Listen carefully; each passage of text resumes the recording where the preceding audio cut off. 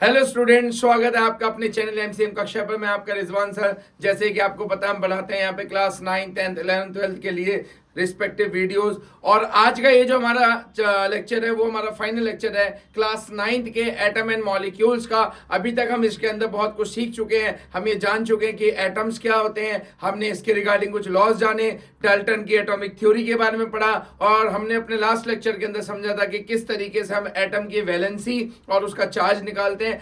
आज हम पढ़ने वाले हैं वो मेन टॉपिक जो एग्जाम में आपको जरूर देखने को मिलेगा, और मॉलिक्यूलर फॉर्मूला, जिस टॉपिक का नाम है केमिकल फॉर्मूला बनाना। और ये बहुत ज्यादा इंपॉर्टेंट टॉपिक है। आइए बिना टाइम खराब करे अब बढ़ते हैं आगे वीडियो में और सीखते हैं कि सर ये कैसे बनेंगे मॉलिक्यूलर कंपाउंड। उससे पहले मैं आपको बताना चाहता हूं कि कुछ हमारे पास आयंस जो हैं जिनके बारे में हमने कल भी सीखा था, जिसके अंदर हमने चार्ज निकालना सीखा।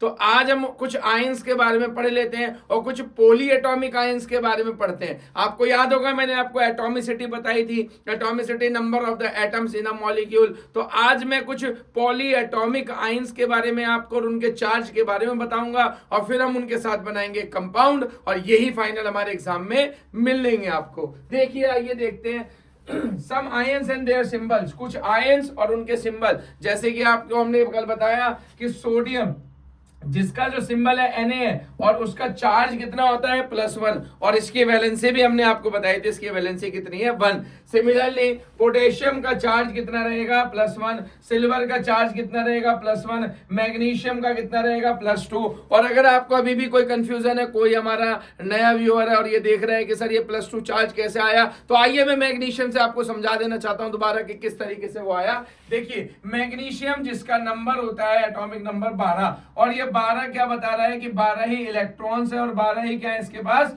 प्रोटॉन्स हैं, क्योंकि इलेक्ट्रॉन और प्रोटॉन दोनों हमेशा इक्वल होते हैं। ये बात अपना याद रखिएगा। तो हमने इन 12 को अरेंज करना है। आपको मालूम है कि इलेक्ट्रॉन्स पहली शेल में 2 होते हैं और उसके बाद वो 8 का ऑक्टेट कंप्लीट करता है। तो पहले में कितने आगे 2, दूसरी में कितने आगे 8, और बचे कितने 2। तो तीसरी वाले ऑक्टेट के अंदर होने चाहिए थे टोटल 8, लेकिन है कितने इसके अंदर 2।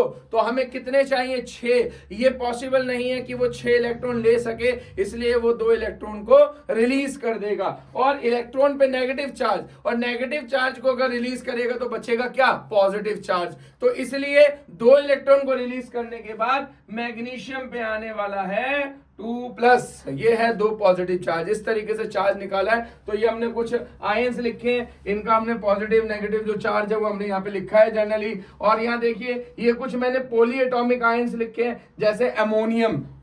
याद रखिएगा, अमोनियम के ऊपर भी कंपाउंड पूछता है एग्जाम में। अमोनियम जिसका सिंबल है NH4, इसका चार्ज +1। हाइड्रोक्साइड, बहुत ज्यादा पूछा जाने वाला, hydroxide OH negative, nitrate NO3 negative, hydrogen carbonate और कार्बोनेट, ये दोनों याद रखिएगा आप। Hydrogen carbonate HCO3-, carbonate CO3 इसी तरीके से सल्फाइड SO3 और सल्फेट। कंफ्यूज मत होना, सल्फाइट सल्फेट, सल्फाइट में है SO3 सल्फेट में है SO4 इसी तरीके से फॉस्फेट है PO4 तो ये कुछ हमारे आयंस हैं और कुछ हमारे पॉलीएटॉमिक आयंस हैं। ठीक है, इनके साथ मिलकर हमको कंपाउंड बनाने हैं। तो आइए कुछ जनरल रूल्स हैं उनसे शुरू करते हैं। तो क्या कहते हैं कि जब कभी भी आप केमिकल फॉर्मूला लिखेंगे तो सबसे पहली बात वैलेंसी सेटिस्फाई होनी चाहिए, यानी कि जिनसे मिलकर वो कंपाउंड बनेगा तो दोनों एटम्स की वैलेंसी फुलफिल होनी चाहिए। जैसे for example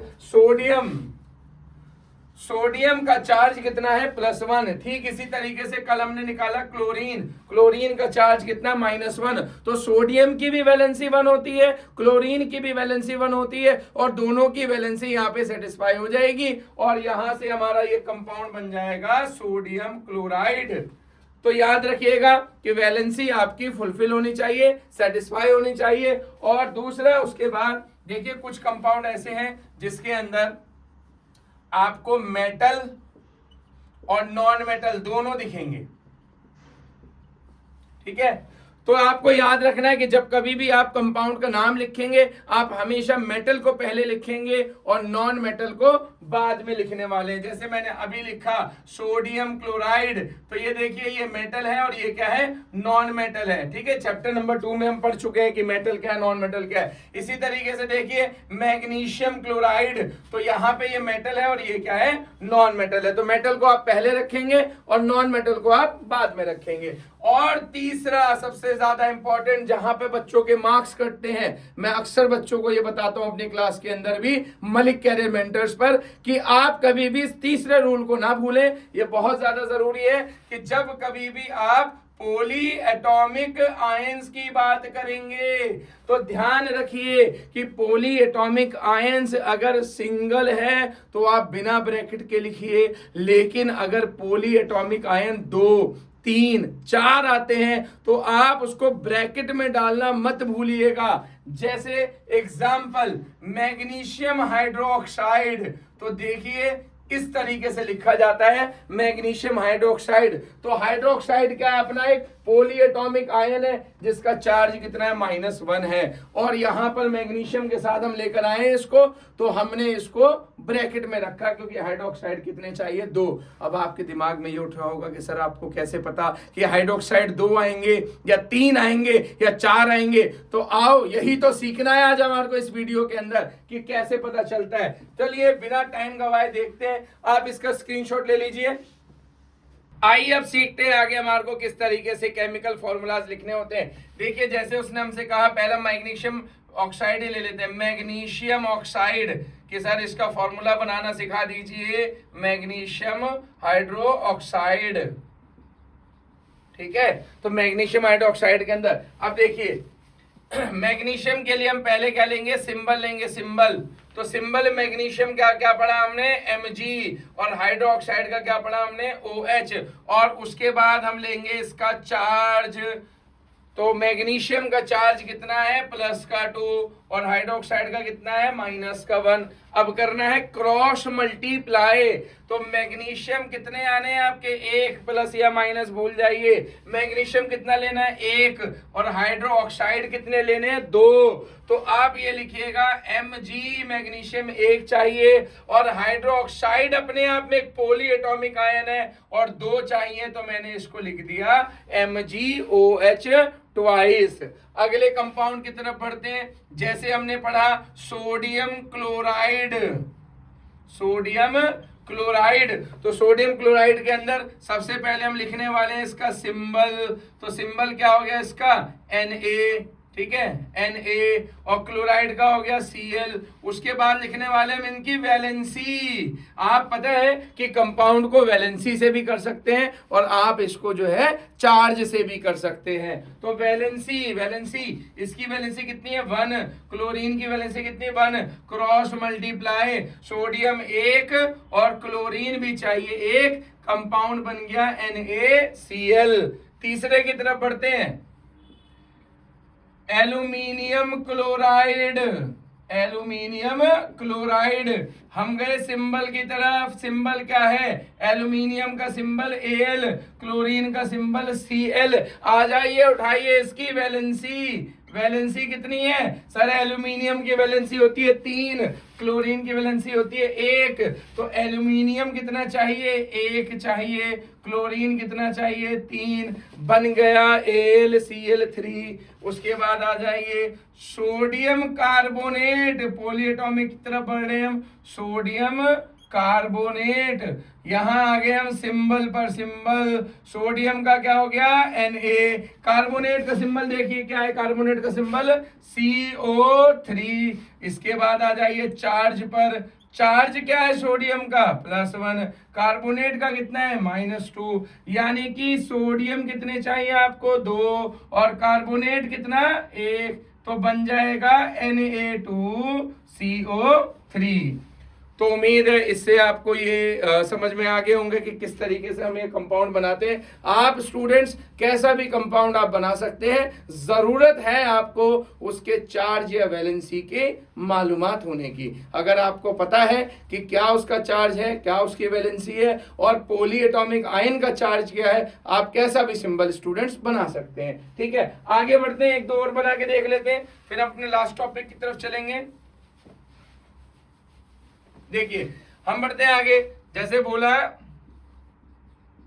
potassium sulphate, potassium sulphate. तो पोटेशियम, पोटेशियम क्या सिंबल उठाएंगे पोटेशियम का, कितना हो गया K, और सल्फेट का सिंबल क्या है, देखो मैंने सल्फेट लिखा है, तो सल्फेट का सिंबल हो गया SO4। यहां से हम फिर चार्ज की बात करेंगे, तो ये हो गया प्लस का 1, और सल्फेट का सिंबल क्या, चार्ज कितना हो गया माइनस का 2। तो पोटेशियम कितना चाहिए 2, सल्फेट कितना चाहिए 1, तो क्या बन जाएगा फॉर्मूला K2SO4।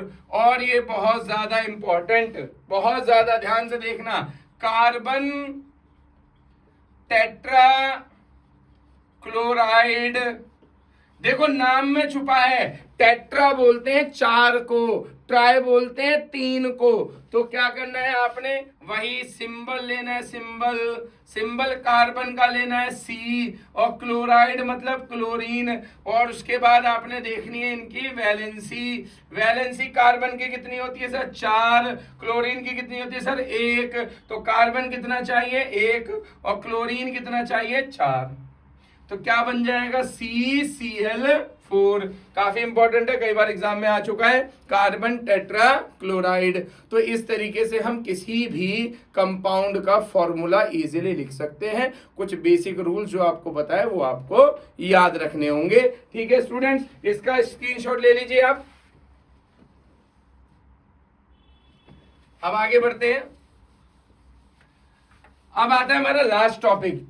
देखिए मैं आपको बता देना चाहता हूं कि जो हमारा मास है ना, एटम का जो मास है, वो अब हम अपने नेक्स्ट लेक्चर में पढ़ेंगे, जिसमें हम स्ट्रक्चर ऑफ एटम के अंदर जानेंगे कि एक्चुअल में किसी भी एलिमेंट या किसी भी एटम का मास आया कैसे, और उस मास को कैलकुलेट करने के अंदर कितने महान लोग हैं जिनका बहुत ज्यादा जो है योगदान रहा है। तो अभी के लिए आपको क्या है, कुछ मास आपको दिए जाएंगे, अभी आप कुछ याद करना चाहें तो कर लीजिए। जैसे देखिए हाइड्रोजन का जो एटॉमिक नंबर होता है 1 और उसका मास भी कितना होता है 1। इसी तरीके से हीलियम का एटॉमिक नंबर 2 और मास होता है 4। इसी तरीके से लिथियम का एटॉमिक नंबर 3 और मास 6.9 है, आप 7 याद कर लीजिए। ठीक है, ऐसे करते रहेंगे। कार्बन का नंबर है 6 और मास होता है उसका 12। नाइट्रोजन का कितना है 7, मास होता है कितना 14। अब एक चीज ध्यान रखिए, कभी भी ये मत सोचिएगा कि सर एटॉमिक नंबर का डबल करके आप मास लिख रहे हो, नहीं। चैप्टर 4 में हम क्लियर कर देंगे इसको कि ये डबल नहीं होता, ये नंबर ऑफ न्यूट्रॉन और नंबर ऑफ प्रोटॉन को ऐड करके मिलता है। आते हैं अपने लास्ट टॉपिक पे, molecular mass and formula mass unit. अब देखिए एग्जाम के अंदर ये भी आपको मिलेगा क्वेश्चन, 1 या 2 नंबर का क्वेश्चन आता है कि कोई आपको ना मॉलिक्यूल दे देगा और आपको ये बताएगा कि देखिए इस मॉलिक्यूल के अंदर इस एटम का रिस्पेक्टिव मास ये है, आप तो इसको कैलकुलेट करके बताइए। जैसे फॉर एग्जांपल कहते हैं जैसे HNO3, आपको एक ये कंपाउंड दे दिया HNO3, कहता है कि आप इसका मास कैलकुलेट करके बताइए। तो आपको करना क्या है, जब आप इसका मॉलिक्यूलर मास निकालेंगे, मॉलिक्यूलर मास, तो वो कैसे निकलेगा, इसको मिटा देते हैं, कैसे निकलेगा, हाइड्रोजन का मास ऑफ हाइड्रोजन प्लस, यहां नाइट्रोजन कितना है 1, तो यहां पे लिखेंगे मास ऑफ नाइट्रोजन, सिंबल पहचानना बहुत जरूरी है, प्लस यहां ऑक्सीजन कितने 3, तो लिखेंगे thrice into mass of oxygen. अब आपके पास हाइड्रोजन का मास कितना होता है 1, प्लस नाइट्रोजन का मास कितना 14 और ऑक्सीजन का मास 3 इंटू में ऑक्सीजन कितना 16। ध्यान रखिएगा कि ये जो मास होता है आपको इसमें बोर्ड मास भी यूज करना है मास कैलकुलेट करते हुए। तो पहले हम मल्टीप्लाई करेंगे, बेसिक रूल नहीं भूलेंगे। 16 3 जा 48। अब ये कितना आ गया आपके पास, ये आ जाएगा आपका 62 63 unified unit. Atomic mass unit पढ़ा था ना, वही है ये यूनिफाइड यूनिट। इसी तरीके से एक एग्जांपल और देखते हैं। देखिए जैसे फॉर्मूला मास यूनिट और मॉलिक्यूलर मास में कोई बहुत ज्यादा डिफरेंस नहीं है। अगर आपको उसने कोई मॉलिक्यूल दिया, मॉलिक्यूल ऑफ कंपाउंड दिया है, तो आप उसका मास निकालेंगे। या सपोज कर लीजिए वो आपको कहता है कि हाइड्रोजन कार्बोनेट, ये तो एक फॉर्मूला है ना, एक आयन है ना, पॉलीएटॉमिक आयन है। तो अगर वो आपसे कहता है कि आप पॉलीएटॉमिक आयन HCO3 माइनस का मास निकालिए, तो हम क्या करेंगे, मास निकालेंगे। हम मास निकालने जा रहे हैं HCO3 माइनस का। तो इसमें हम क्या करेंगे, मास ऑफ हाइड्रोजन सिंबल से ले लेते हैं, plus mass of carbon plus 3 into में मास ऑफ ऑक्सीजन। तो हम क्या करेंगे, हाइड्रोजन का मास 1 हो गया, कार्बन का मास कितना है 12, और उसके बाद ऑक्सीजन 3 इंटू में ऑक्सीजन का कितना हो गया 16। तो ये आ गया कितना आपका 1 प्लस में ये कितना आ गया 48, ये 60 और ये कितना आ गया 61 U। तो इस तरीके से ये फॉर्मूला मास यूनिट और हमारा मॉलिक्यूलर मास निकलता है। तो स्टूडेंट हमने ये एटम आयंस एंड मॉलिक्यूल्स के अंदर एटम क्या होता है, क्या लॉज ऑफ केमिकल कॉम्बिनेशंस हैं, डाल्टन की थ्योरी क्या है, कुछ थोड़ा सा एक्स्ट्रा मैंने आपको सब एटॉमिक पार्टिकल्स के बारे में बताया। और उसके बाद हमने ये समझा किस तरीके से आयंस के चार्ज निकाले जाते हैं, एलिमेंट्स के चार्ज निकाले जाते हैं, और कैसे सबसे इंपॉर्टेंट है कि केमिकल फॉर्मूला लिखा जाता है। तो उम्मीद है आपको सब कुछ समझ में आया होगा।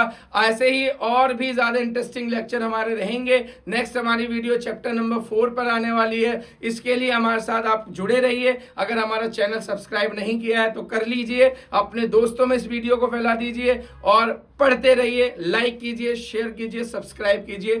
Thank you so much.